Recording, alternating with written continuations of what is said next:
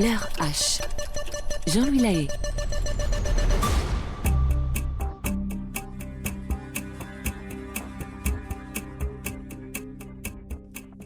Nous sommes le 10 janvier 2013, quelque part dans le ciel de l'ouest du Congo. Depuis le petit Cessna blanc qui le ramène chez lui, Denis contemple avec émotion les immenses montagnes qui se dressent en dessous du ciel, encore plongées dans la brume épaisse de l'aube africaine. Ce paysage de verdure et de calme forme un contraste saisissant avec la violence qui métastase son pays. Le Congo n'est vert que vu d'en haut. En bas, il est rouge, comme la terre, comme le sang qui la nourrit. Denis est un chirurgien obstétricien reconnu. Son histoire l'a poussé, malgré lui, à devenir un spécialiste des blessures de viol et un fervent militant pour la cause des femmes. Après des années à soigner ces dernières dans l'indifférence générale, il s'est engagé à plaider leur cause auprès de la communauté internationale. Cela lui vaudra de nombreuses récompenses, dont l'ultime prix Nobel de la paix, mais aussi plusieurs tentatives d'assassinat. La dernière date d'il y a 3 mois à peine, et l'a convaincu de fuir le Congo. Mais Denis n'a pas su se résoudre à abandonner celles qui ont tant besoin de lui. Alors, il a décidé de revenir et de se battre pour elles, pour les femmes de son pays. Le pilote invite Denis à accrocher sa ceinture de sécurité. L'avion amorce sa descente vers Bukavu, une ville située au sud-ouest du lac Kivu. Le docteur Denis Mukwege, celui que l'on surnomme l'homme qui répare les femmes, est de retour au Congo. Nous sommes le 10 janvier 2013. Il est 8h05 et c'est l'heure H de mon histoire.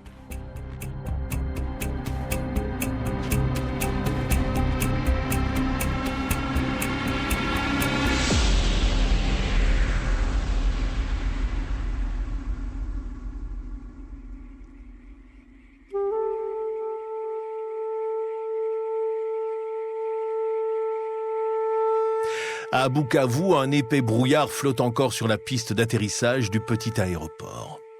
Timide, les lueurs du soleil matinal percent à peine l'obscurité laiteuse de cette aurore africaine, révélant une saisissante palette de couleurs vertes. Il règne un calme absolu, tout juste troublé par le chant des oiseaux. Soudain, un lent battement de tambour se fait entendre au loin. Chaque coup résonne à travers les montagnes, créant un écho envoûtant au milieu de cette nature mystérieuse. Le battement est de plus en plus fort, il approche. Il est rejoint par un autre battement plus timide, puis encore un autre et bientôt leur pulsation enveloppe la montagne tout entière. Même les oiseaux se sont tus pour écouter le chant du tam-tam.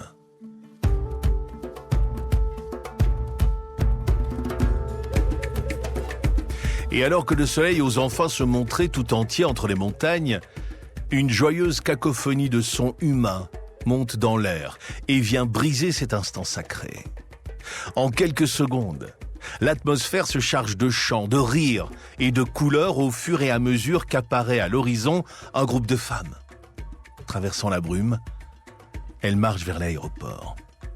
Mais alors que le petit groupe approche, leur nombre semble croître et ce qui paraissait n'être qu'un petit rassemblement se transforme bientôt en un véritable cortège.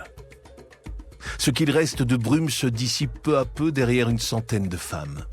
Certaines portent des pancartes, d'autres des draps ou des morceaux de tôle sur lesquels on peut lire « Bon retour, papa » ou encore « Nous tous, derrière toi, notre sauveur ». À présent, le bruit est assourdissant.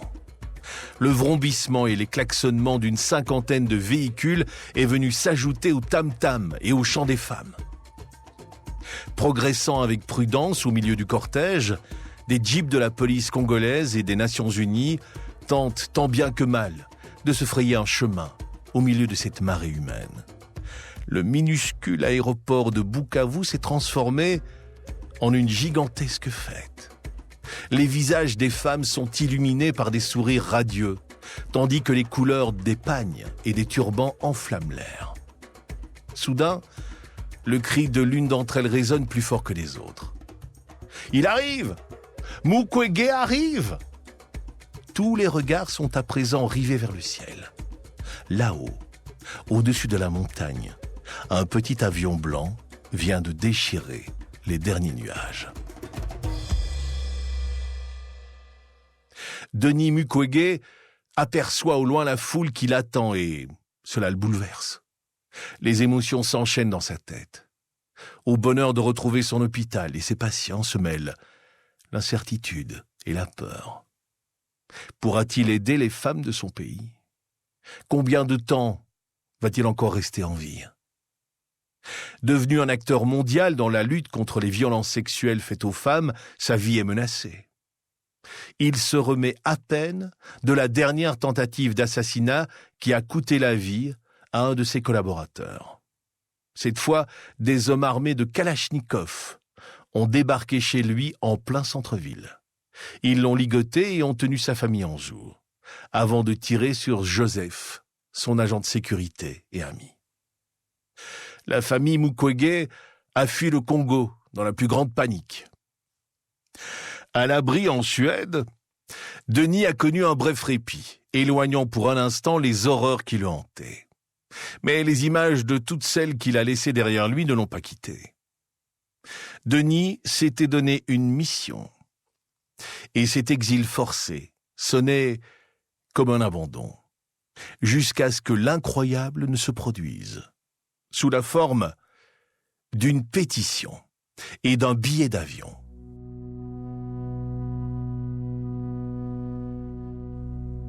Il a alors appris que des centaines de femmes, vivant pourtant dans une extrême pauvreté, avaient travaillé d'arrache-pied pendant des semaines pour lui payer son billet retour au Congo. Elles ont même envoyé au président Kabila une pétition pour qu'il fasse revenir le docteur et assure sa protection. Voilà donc Denis Mukwege de retour au pays, seul contre tous, car l'ennemi est pluriel. D'abord, il va devoir faire face à l'inertie de ses semblables. La mentalité de son peuple est imprégnée par des siècles de normes sociales où la femme a été reléguée au second plan et le viol banalisé. Il va aussi devoir affronter l'inaction de la communauté internationale qui, malgré une reconnaissance de son combat, ne parvient pas à prendre de mesures concrètes. Et aux difficultés s'ajoute le danger. Il est une gêne pour son propre gouvernement qu'il accuse de diffamation et préfère ignorer ses appels à l'aide et les cris de détresse de son peuple. Pire, en devenant la voix des femmes du Congo, il est devenu une cible à abattre pour tous les combattants congolais, rwandais ou ougandais, qui se servent du viol comme arme de guerre. Alors que son avion se positionne face à la piste, Denis replie le discours enthousiaste qu'il a préparé pour son arrivée. Un discours d'avenir et de promesses. Le Congo connaîtra-t-il un jour la paix et la prospérité, se demande-t-il. Aussi loin qu'il s'en souvienne, son pays n'a jamais connu de trêve. Denis ferme les yeux et se souvient. Denis Mukwege a 5 ans quand le Congo devient indépendant en juin 1960. Mais comme pour beaucoup de Congolais, le souvenir qu'il garde de cette décennie n'est pas celui d'une nation en liesse et qui se reconstruit, non. Après un siècle de colonialisme, le Congo va connaître une nouvelle ère de bouleversement et de violence. Sous la dictature de Joseph Mobutu, Denis devient zaïrois et le trop jeune témoin des efforts qui sont déployés en hâte pour nettoyer toute trace de l'influence belge. Les commerces, maisons, voitures de l'oncle blanc sont saccagés et les règlements de compte se multiplient. Les Européens fuient, mais avec le départ des colons, disparaissent aussi l'éducation, la santé gratuite et toutes les structures administratives et hiérarchiques. Le pays se retrouve entre les mains d'une poignée d'hommes sans les compétences nécessaires pour faire tourner une telle machine. Convoité par le monde entier pour ses immenses richesses naturelles, sans repère et peu préparé, le Zaïre sombre dans le chaos.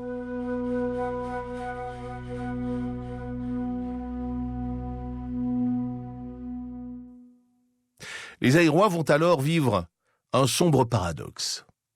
En signant l'indépendance, ils aspiraient à la justice, au rétablissement de leurs droits et à la fin de l'exploitation de l'homme par l'homme.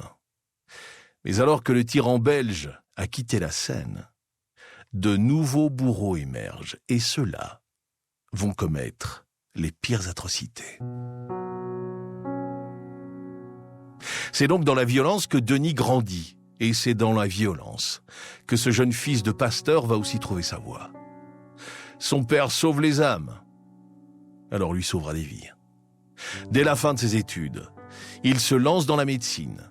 Diplôme en poche, sa vocation se précise. C'est en tant que pédiatre qu'il part exercer à l'hôpital de l'Emera, une ville au sud de Bukavu. Cependant, au fil de ses premiers mois de pratique, il est bouleversé par les conditions auxquelles les femmes sont confrontées pendant la grossesse et lors de leur accouchement. Il constate avec horreur que dans cette société où la femme n'est qu'une citoyenne de seconde importance, les futures mères travaillent jusqu'aux premières contractions. Le plus souvent, elles accouchent chez elles dans des conditions d'hygiène déplorables, sans soin. Le taux de mortalité des femmes en couche est l'un des plus élevés au monde. Moderne avant l'heure, dans un Zaïre profondément rural et arriéré, Denis Mukwege se range pour la cause des femmes et fait alors le choix de devenir obstétricien. À l'Emera, il consacre désormais toute son énergie à soigner et à aider les femmes. Devenu directeur médical de l'hôpital, il voit se succéder des cas difficiles. Le plus souvent des femmes seules, sur le point d'accoucher, et qui ont marché des kilomètres dans d'atroces souffrances, jour et nuit, sans relâche. Le docteur opère, suture, écoute, console, rassure. Quand il n'est pas au bloc, il se bat pour trouver des financements, ouvrir des lits supplémentaires, former les sages-femmes qui l'assisteront. Il fonde un centre d'accueil pour les femmes enceintes, afin qu'elles y reçoivent des soins dans leurs dernières semaines de grossesse. Mais l'immense défi sanitaire qui se dresse devant lui n'a pas encore atteint son apogée. Car le Zaïre s'apprête à vivre une des heures les plus sombres de son histoire et l'hôpital de Denis va être aux premières loges. Cela s'est passé le 6 octobre. C'était un samedi, songe Denis, alors que son petit avion continue sa descente. Je n'aurais jamais pu imaginer que ce n'était que le début. Ça a été le premier grand crime de la première guerre du Congo et ça s'est passé dans mon hôpital. Enfoncé dans son siège, les épaules affaissées, Denis se remémore ce jour sanglant de l'automne 1996, il y a 17 ans.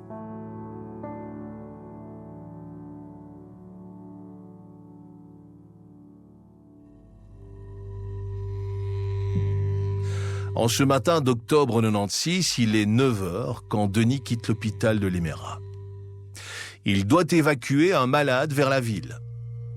La région est sous tension, mais depuis plusieurs semaines, Denis répète à tous ses malades que chez lui, ils sont en sécurité. Pourtant, quand il revient quelques heures plus tard, il est accueilli par un silence funèbre. Avec appréhension, il pénètre dans son hôpital. Les murs sont maculés de sang, les fenêtres brisées, les couloirs jonchés de débris. Il flotte dans l'air une odeur métallique. Tous les malades et des membres du personnel ont été assassinés. Les Tutsis nous ont attaqués, parvient à articuler un survivant les yeux révulsés de terreur. Le tristement célèbre génocide rwandais vient de dépasser les frontières du Rwanda. 1,5 million de Hutus sont venus se réfugier au Zaïre. Et avec l'accord du général Mobutu, ils se sont installés dans la région, au nord du Kivu. Mais l'armée Tutsi, nouvellement au pouvoir, s'est lancée dans une croisade meurtrière contre ces derniers.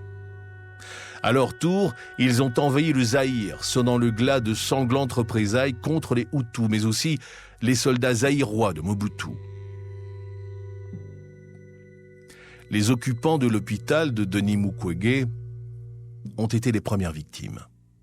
Au total, les Tutsis ont massacré 37 personnes, en majorité des militaires des forces zaïroises qui étaient hospitalisés et qui ont été lâchement abattus dans leur lit, à bout portant. Dans l'attaque, 2 membres du personnel médical et des civils ont aussi été tués. Puis, les Tutsis ont saccagé l'hôpital.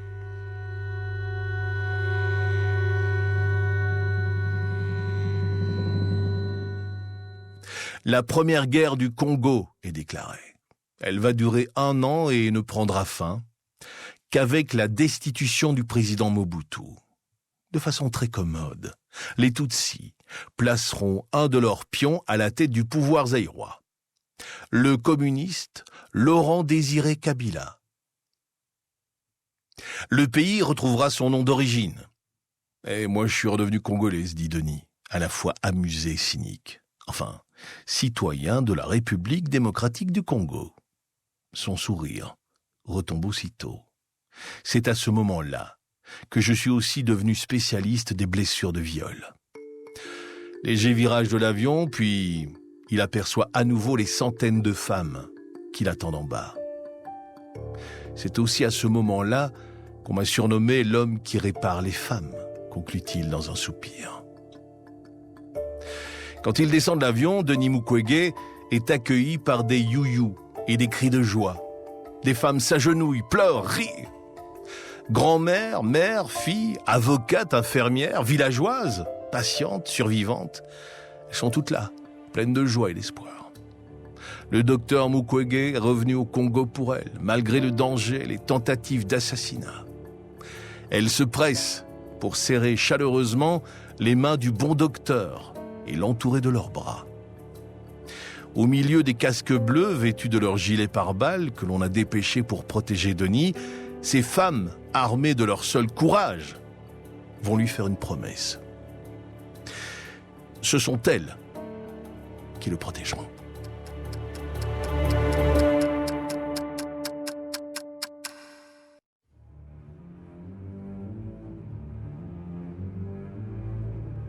Nous sommes en 1998. Denis a 43 ans quand la Seconde Guerre du Congo éclate. À peine 1 an après que la première ait pris fin. Presque une routine dans ce pays tourmenté depuis voilà un siècle. À l'origine de cette deuxième guerre, la décision du nouveau président congolais, Laurent-Désiré Kabila, de chasser les Tutsis du pays. Oui, ceux-là même qui l'ont assis sur le trône présidentiel 1 an plus tôt. Il n'en fallait pas plus pour mettre le feu aux poudres. Sous prétexte que le nouveau président de la RDC a changé de camp, les Tutsis reprennent les armes et attaquent le Congo. Pour la 2e fois. En réalité, l'enjeu est bien plus que politique. L'histoire se répète. Après Léopold II et la Belgique auparavant, le Rwanda a des vues sur l'exceptionnelle richesse du Congo. Il n'est donc pas question de se laisser chasser du pays. Les pays voisins vont aussi s'en mêler pour des raisons géopolitiques et parce qu'il n'y a pas de raison que le Rwanda se taille tout seul la part du lion. Aux premières loges de cette nouvelle guerre, Denis constate impuissant que les considérations humanitaires disparaissent au profit de l'intérêt des puissants.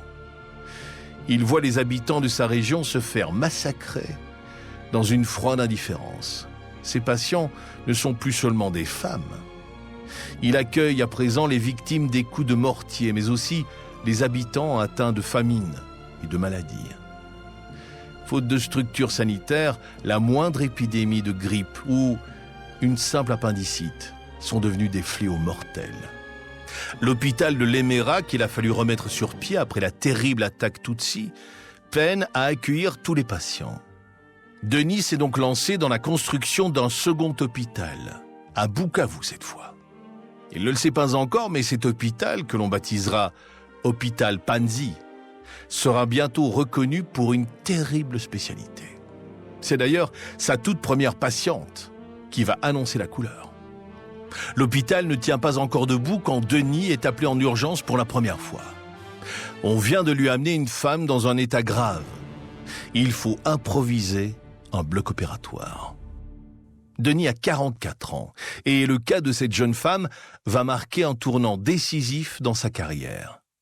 Car ce n'est pas une femme sur le point d'accoucher qui l'attend. C'est une femme qui a été atrocement violée par plusieurs soldats. Comble de l'horreur. Après le viol, ces derniers ont tiré à bout portant dans son bas-ventre. La jeune femme survivra. Mais dans les mois qui suivront, Denis sera de plus en plus appelé à intervenir sur des cas similaires, jusqu'à être submergé. Il y avait parfois des viols commis sur toutes les femmes et toutes les filles d'un village dans la même soirée, ce qui signifie 200 nouvelles victimes en l'espace de quelques heures, racontera-t-il un jour. Au plus fort de la Seconde Guerre du Congo, le chirurgien obstétricien qui voulait améliorer les conditions de la maternité répare à présent plus de 3000 femmes par an suite à des violences et crimes sexuels. Et les cas de viol sont de plus en plus inquiétants. Certaines femmes présentent des blessures commises par des bouts de bois, des morceaux de plastique brûlants ou des objets tranchants. Mais il y a pire encore. Un jour, j'ai opéré une fille née à l'hôpital, issue d'un viol, qui elle-même avait été violée à l'âge de 8 ans. Là, j'ai compris que je soignais les enfants issus du viol, et je ne voulais pas me retrouver à soigner les petits-enfants issus du viol. Il fallait une action et dire au monde ce qui se passait au Congo. Et ça, je ne pouvais pas le faire au bloc. Je devais sortir de l'hôpital, rencontrer des gens et leur dire « Ayez du courage pour arrêter ce mal ». C'est à ce moment précis, confronté à un cycle de violence sans fin, que Denis Mukwege franchit un nouveau tournant. Le militant pour la cause des femmes vient de naître.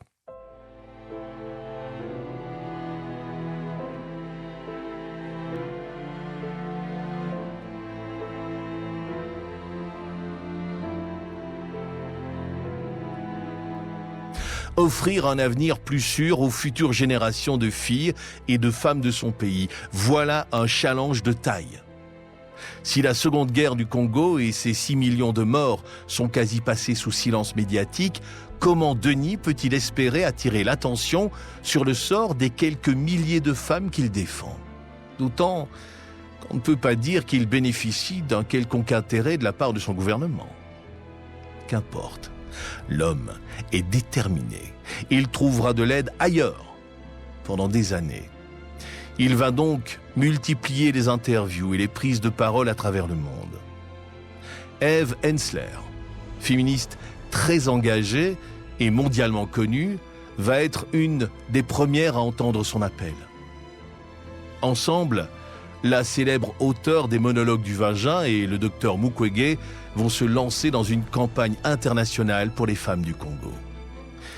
Et ils vont réussir à obtenir le soutien de l'UNICEF et à récolter des fonds dans le monde entier. De leur combat naîtra la Cité de la Joie, une antenne de l'hôpital Panzi dédiée aux femmes victimes des viols. L'objectif de ce centre est de faire des victimes des tutrices, qui aideront à leur tour les survivantes à se relever. Au-delà des thérapies de groupe qui les aident à se remettre psychologiquement, les femmes peuvent y suivre des cours de droit, de commerce. On leur apprend à écrire, à lire, à compter.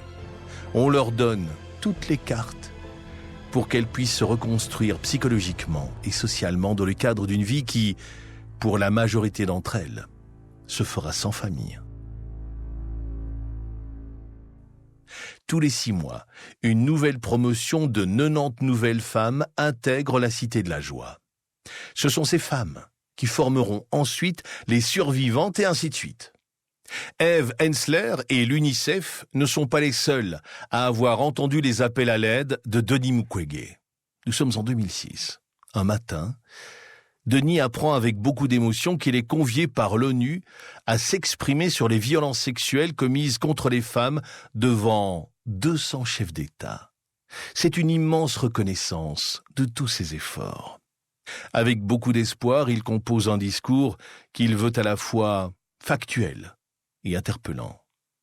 Mais alors qu'il s'apprête à prendre la parole, Denis constate avec effroi que les sièges de la tribune RDC sont résolument vides. Denis ne bénéficiera d'aucun appui de la part de son gouvernement. Pire, ce dernier l'a publiquement dénigré. Et un second incident viendra bientôt mettre à mal les derniers vestiges de la foi qu'il avait encore en son gouvernement. À 56 ans, Denis Mukwege est devenu une figure de renommée mondiale. Washington, la Maison-Blanche, le Parlement européen, Downing Street, Bruxelles, Paris. Il est partout et il raconte. Il raconte l'horreur des viols, les chiffres, les traumatismes et l'inertie de son gouvernement. Il a trouvé appui auprès de présidents, de célébrités, de personnes d'influence. On le voit aux côtés de Barack Obama, Ben Affleck, Angelina Jolie, Bill Gates ou encore Hillary Clinton. Et il vient d'être invité pour la seconde fois par les Nations Unies à s'exprimer sur les violences sexuelles dans les zones de conflit. Alors qu'il prépare son discours, un ami le contacte pour lui faire part d'une invitation de marque. Le ministre de la Santé de la RDC souhaiterait le rencontrer le lendemain au Waldorf Astoria, où réside sans doute la délégation congolaise. Denis repense alors à son intervention quelques années plus tôt, devant la tribune vide de la RDC. Malgré la défiance mutuelle qui anime le président et le docteur, il a le mince espoir que peut-être cette fois, son gouvernement souhaite s'impliquer et qu'il pourra soumettre son discours au ministre, voire recueillir quelques suggestions. Dans un des salons feutrés et luxueux du palace, le médecin et l'homme politique échangent les politesses de rigueur. Le ministre est souriant et affable. « J'ai entendu que vous alliez prononcer un discours demain aux Nations Unies, dit-il. » Mais il ne se donne pas la peine d'écouter la réponse. Il plonge un regard froid dans les yeux de Mukwege et, sans équivoque, il lui déconseille de prendre la parole à la conférence. La voix du ministre est calme, implacable. Denis n'a pas le choix. On ne plaisante pas avec les messagers d'un président qui cumule déjà 27 années de mandat. Denis annule donc son discours et quitte New York, abasourdi.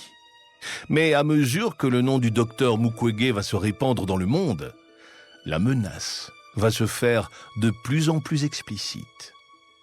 Denis ne baissera pas les bras pour autant. L'enjeu est plus important que lui. Et après tout, ces femmes n'ont-elles pas gagné quelques batailles ? Petit à petit, le monde s'est tourné vers la RDC et cela commence à porter ses fruits. Les Nations Unies, la Cour pénale internationale ou encore le droit humanitaire international ont commencé à faire pression sur la RDC afin qu'elle ratifie des lois et des actions contre les violences sexuelles. Le pays doit désormais offrir un meilleur accès à la justice pour les survivantes et mettre en place des programmes de protection des victimes et des témoins.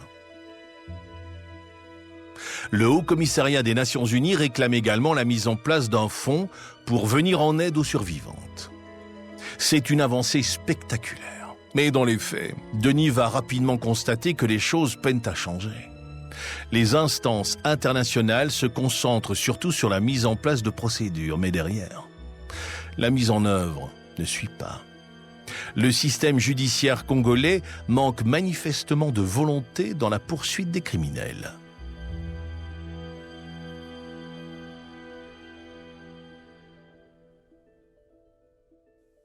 Le poids de la hiérarchie qui pèse sur les tribunaux est tel que presque toutes les condamnations contre les hauts gradés sont classées sans suite. Et quand des responsables sont enfin jugés coupables, les conditions carcérales et la corruption sont telles que la majorité d'entre eux parvient à s'évader. Bref, la justice peine à être rendue, sans parler de la réparation qui, elle, est inexistante. Denis, impuissant, voit les survivantes qu'il a soignées renoncer à tous leurs droits. Dans une société où le viol fait d'elles des impropres, Il leur est déjà difficile de venir porter plainte et de raconter à un homme inconnu ce qu'elles ont subi. Le coût, la complexité du processus, l'absence de protection et l'impunité qui règne au sein des instances juridiques viennent donc s'ajouter à la honte et à la peur et les dissuadent de déposer plainte. Pour Denis, c'est l'impasse. Mais un nouvel événement, un événement exceptionnel, va venir lui mettre du baume au cœur et apporter un nouvel espoir à toute la communauté. Un matin de 2018, alors que Denis Mukwege et toute son équipe sont en pleine chirurgie à l'hôpital Panzi, ils entendent des cris et des applaudissements à l'extérieur de l'hôpital. Une jeune anesthésiste est envoyée voir ce qui se passe. Quelques minutes plus tard, elle revient en courant dans le bloc. Un immense sourire sur le visage et des larmes aux yeux aussi. « Papa, t'as le prix Nobel !» C'est ainsi que le 10 décembre 2018, à Oslo, devant une assemblée de dignitaires internationaux et de défenseurs des droits de l'homme, Denis tend les bras vers le célèbre hommage. Il avait bien préparé quelques notes, mais au cours des 28 minutes que vont durer son discours, il ne les consultera pas une seule fois. Vos Majestés, Vos Altesses Royales, Vos Excellences, distingués membres du Comité Nobel, Mesdames et Messieurs, amis de la paix, c'est au nom du peuple congolais que j'accepte le prix Nobel de la paix. C'est à toutes les victimes de violences sexuelles à travers le monde que je dédie ce prix. Mais alors que les télévisions du monde entier retransmettent en direct le discours de Denis, la seule chaîne nationale de télévision congolaise diffuse un match de basketball.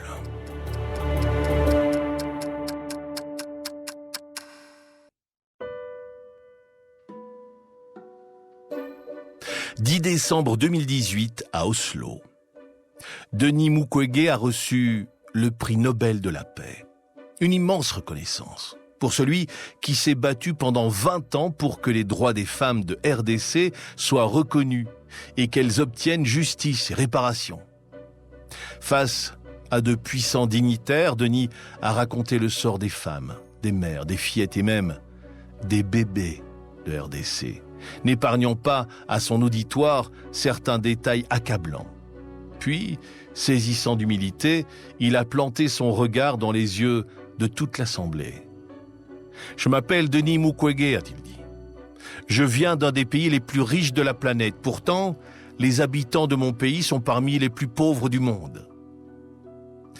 La réalité troublante est que l'abondance de nos ressources naturelles, or, coltan, cobalt et autres minéraux stratégiques, est la cause première de la guerre, de la violence extrême et de la pauvreté abjecte. Nous aimons les belles voitures, les bijoux et les gadgets. J'ai moi-même un smartphone. Ces articles contiennent des minéraux que l'on trouve dans notre pays, souvent exploités dans des conditions inhumaines par de jeunes enfants, victimes d'intimidation et de violences sexuelles. Des regards se sont baissés. D'autres ont soutenu ceux de l'orateur. On pouvait y lire de la surprise, de l'approbation, de la gêne aussi. Denis Mukwege se repasse le film de la soirée dans la tête depuis la magnifique chambre d'hôtel qui contraste tant avec la misère qu'il côtoie tous les jours. Il se dit qu'il a frappé fort et que sans doute cela a fait mal. Mais l'occasion était trop belle pour se taire. L'heure est à la vérité et à la justice. D'ailleurs, il a commencé à rédiger ses mémoires au travers d'un livre. Il le dédiera à toutes les survivantes de violences sexuelles. Il racontera son enfance, sa vie, sa carrière, les guerres du Congo et comment tout cela a commencé et ne s'est jamais terminé, alors que les guerres du Congo ont officiellement pris fin il y a presque 20 ans. Denis saisit sa vieille mallette de docteur et prend place derrière le grand bureau en acajou de sa chambre. Il sort un carnet de sa mallette et se saisit d'un gros stylo noir marqué du logo de l'hôtel. La moitié du carnet est déjà remplie de notes Sur la première page, on peut y lire le titre.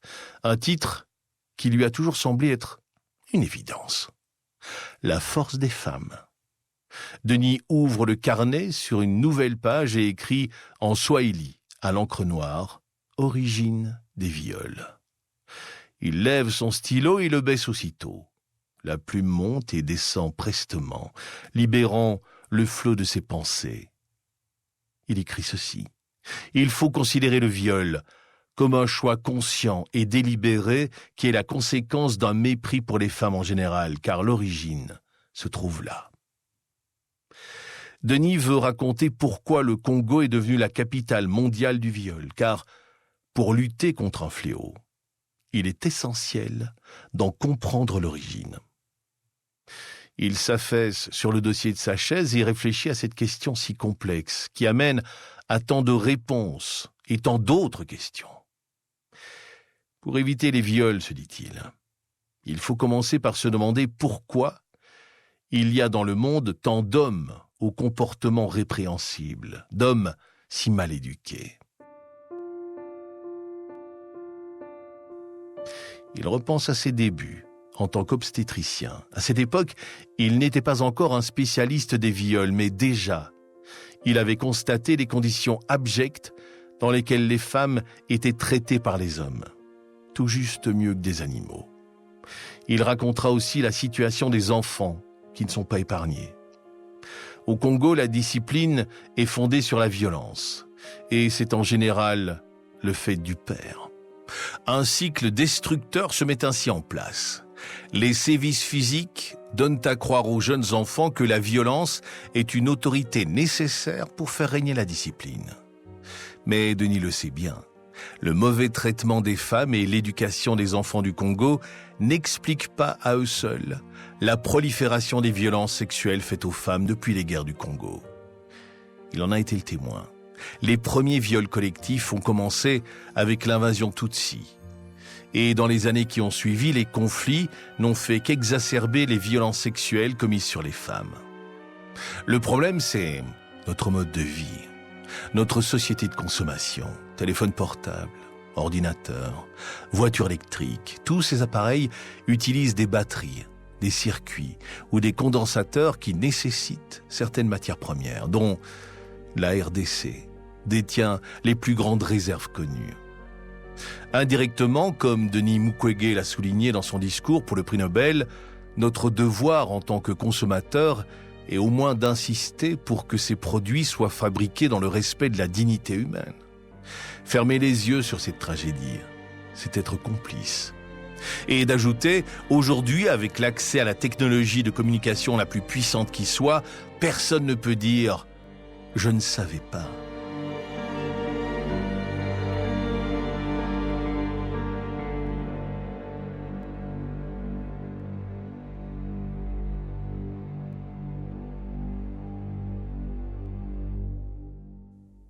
L'hymne congolais dit « Nous bâtirons un pays plus beau qu'avant, dans la paix ».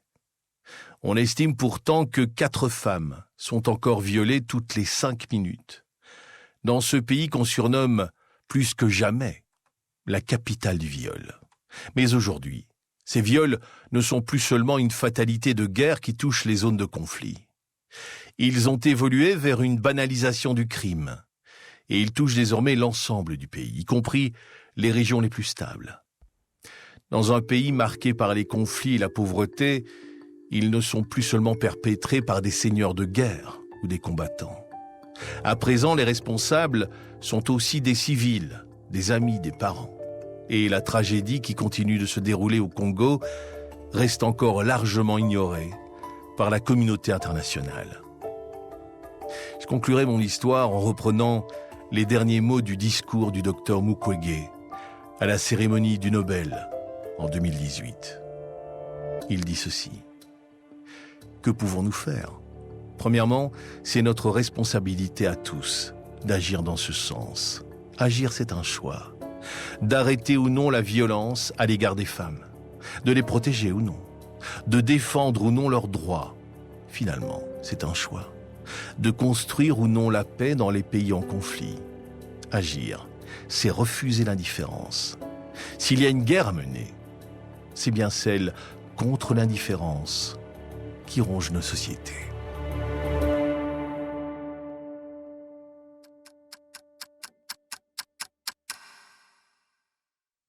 Voilà pour ce récit poignant que j'ai eu le plaisir de partager avec vous grâce à la plume d'Adeline Drouin et à la collaboration des équipes de LDV Productions. L'heure H. Jean-Louis Lahaye.